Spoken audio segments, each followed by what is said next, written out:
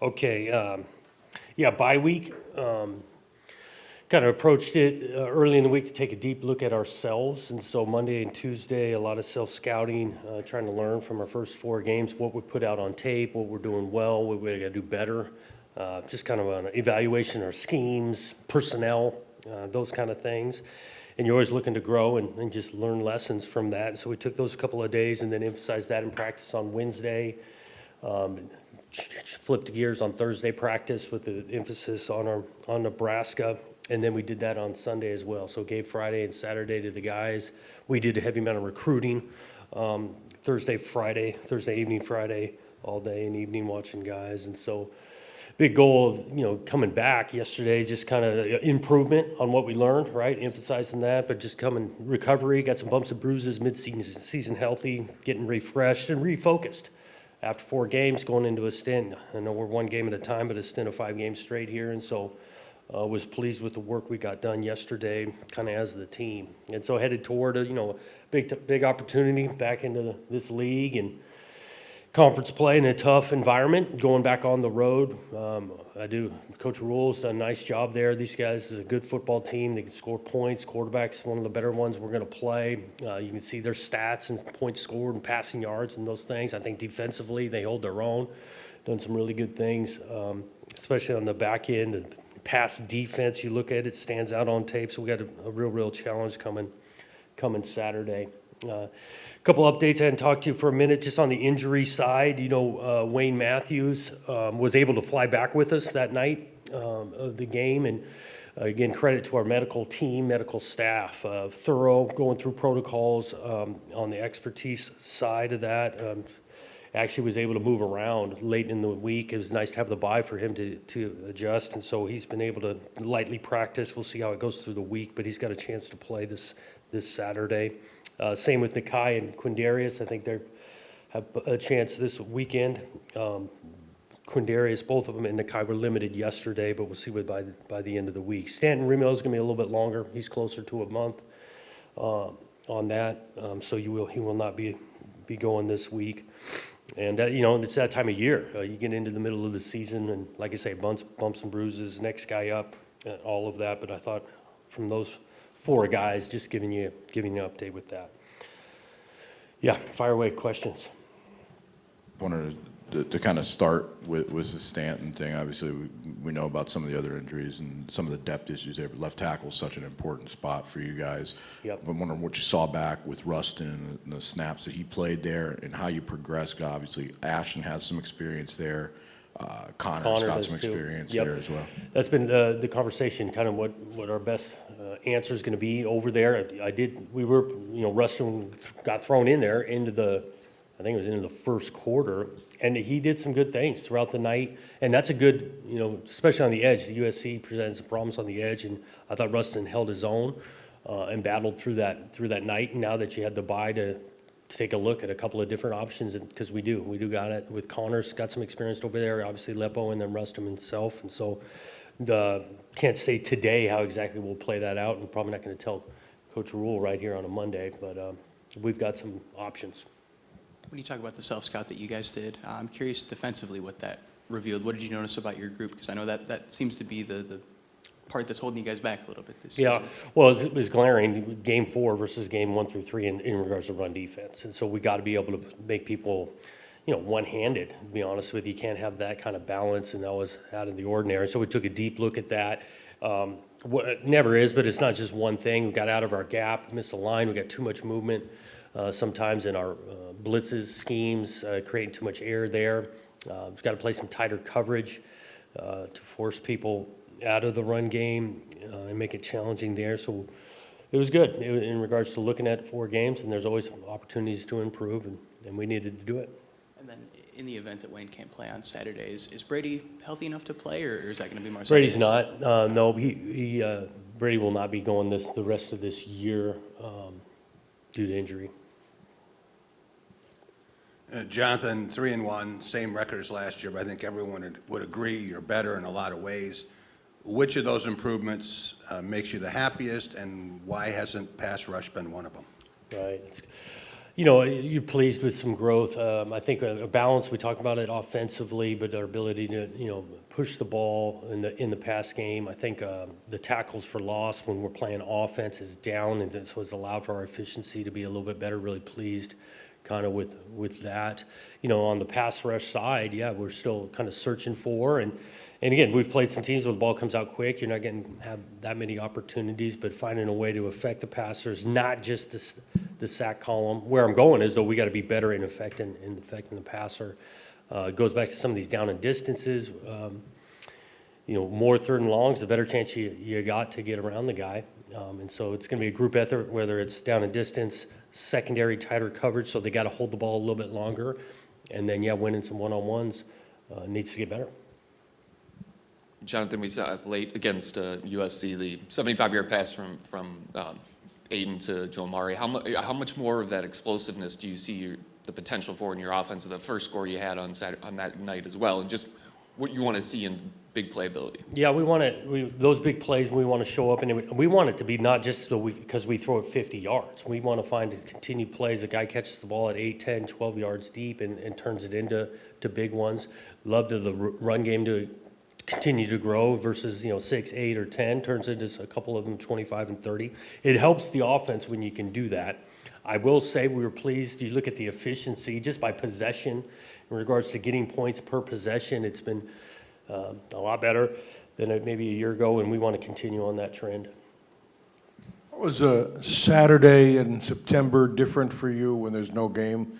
I mean, you guys are always working. Do Yeah. you get away from it?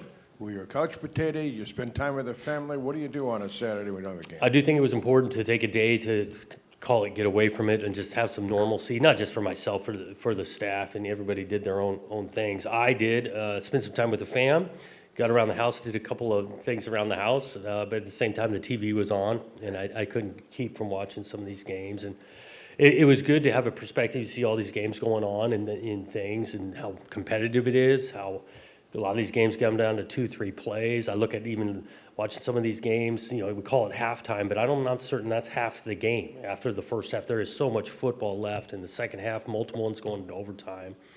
So that's how I spent my Saturday.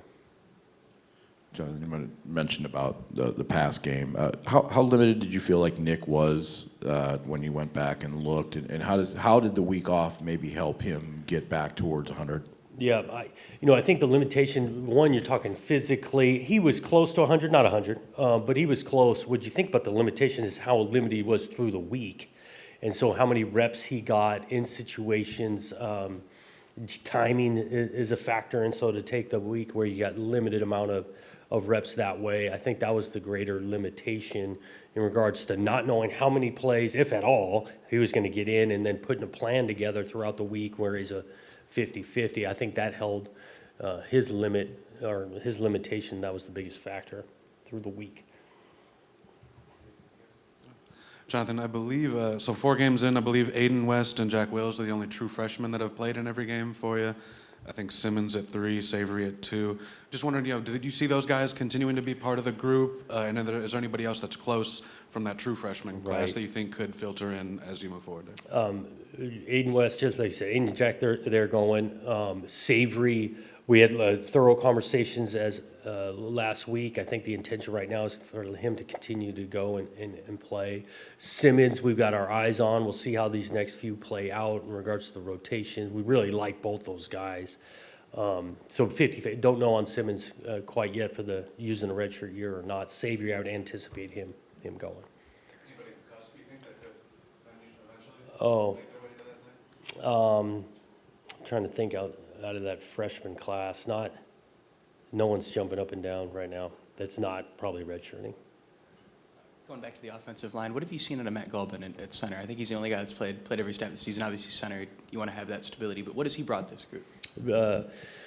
Really consistent. I adapt to because we're running a different scheme than what he was doing his first 3 years in college. Consistent, I think he's adapted to. He makes a lot of calls and all of that. There are some times that the difference in scheme that he did 3 years and then coming over here, it shows up once in a while where he's still working his way out of that. But I think he's playing at a high level at center because he's full-time. He played a decent amount of guard previously. He's been an anchor to that O-line. And then the tough 4-game, it's a 5-game schedule, but the next 4 particularly are pretty tough games for you guys to face. What do you think you'll learn from senior group kind of go into the fire there and play some of these tough teams? Yeah, I mean, that's what we love being a part of. I mean, this Big Ten Conference, it's week in and week out. You got to bring your fastball. You got to bring your A game. It's tough to win games. It's another thing I observed, to be able to sit there and watch some of these things on Saturday, of how competitive it is. Hard to win, easy to lose. And so each week has the life of its own. We talked about that too as a team yesterday, a little bit of, you're going to play a game, you're going to learn from it, but the previous game does not define what the next game is going to be about. And we're going to get into this gauntlet, and each week is its own process, and we're excited about the challenge that presents. For a mid-season bye week, do you get concerned that it takes the edge off your players competitively, or can it energize your team? I mean, I think it's more of the energy. These guys have been working really hard, knowing that week, yeah, it's not completely off, right? We're practicing, they're still in it, but I do think there's value in a couple of days away from it. Brings back some re-energy, excited about what they get to do and the opportunities in front of it, and I think that's been the mindset of these guys this last week. Jonathan, over here, wanted to ask you about Malik Spencer and just what he provides your defense. And I mean, obviously the jarring hit in the end zone prevents a touchdown. There's a couple Early. other plays. I mean, I'm just wondering, in terms of personality, player, like a guy who's been around forever, and what he is to your defense. Well, his experience shows. He's been in a lot of football. His energy radiates on that defensive side. His voice, his experience with his voice in regards to checks, communication, in and out of the play on the sideline. I think guys look up to him. That this game means a lot to him. The way he practices, understands that he wants to go full speed in practice. That's going to show up on Saturdays. He's that type of player.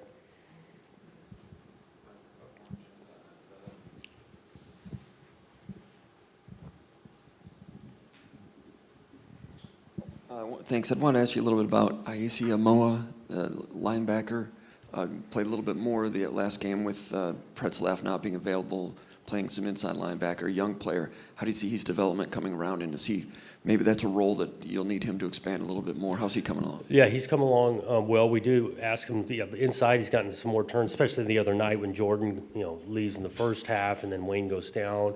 We call him Icy on the edge to do some plays on third down. I can see his role continue to expand and the inside backer play.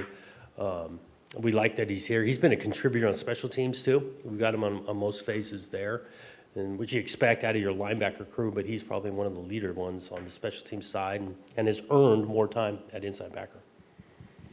Jonathan, right here. Opposed to last season, offensive red zone success has been much more efficient. What changed, and how do you continue that momentum moving forward? We didn't deeply study last year in any way. I know this year, if you can run the ball down there, it sets up your play action pass. We've had some success with that. The versatility of your quarterback has helped in regards to extending the play or running the quarterback. So I think our repertoire is expanded in these first 4 games, and I think it's a massive difference. The 7 versus 3 points, obviously, versus 0. And we've had some effective play, run game, and the quarterback down there. One more. Can you expand a little bit more about Nebraska and what jumps off the film with them and Raiola and the run game? Being there and so forth. The passing game, they're just so effective with it, and it's blended with some run-pass options. So RPO that's going on. The quarterback can change his arm angle. He's a gifted player. Extend the play, yes. Change his arm angle. Their efficiency, their ability to stay out of third and long because of the passing. They got some weapons. They're throwing it to it, and they got some good coaches over there. I mean, Coach Rule, Coach Holgerson, they know what they're doing offensively, and it shows up on tape. I think they're close to leading the country in some of these stats of points and passing offense. I'm wondering about when you go into a bye week like this, usually you're kind of watching the next opponent. When another opponent has a bye as well, does that kind of wash a lot of that out? And I guess how much do you how much did you spend, IDing particularly the Michigan game for Nebraska and what things you can do down there? Yeah, you're always looking at, the previous game pretty heavily. Now, you're still looking for scheme fit, and there's some similarities to the scheme there. I think there is some clarity that comes when both teams have a bye, so there's not going to be any new tape. So bye week for us, we approach it ourselves first couple of days, but then you head into your opponent. They're not going to play again, so some of the decisions you can make earlier because you're not waiting on maybe their final game or final tape to see. So is there advantage, disadvantage? I think it's equal on both sides. There's no new tape, and so you can make plans off of the tape for 2 weeks. Thanks, guys.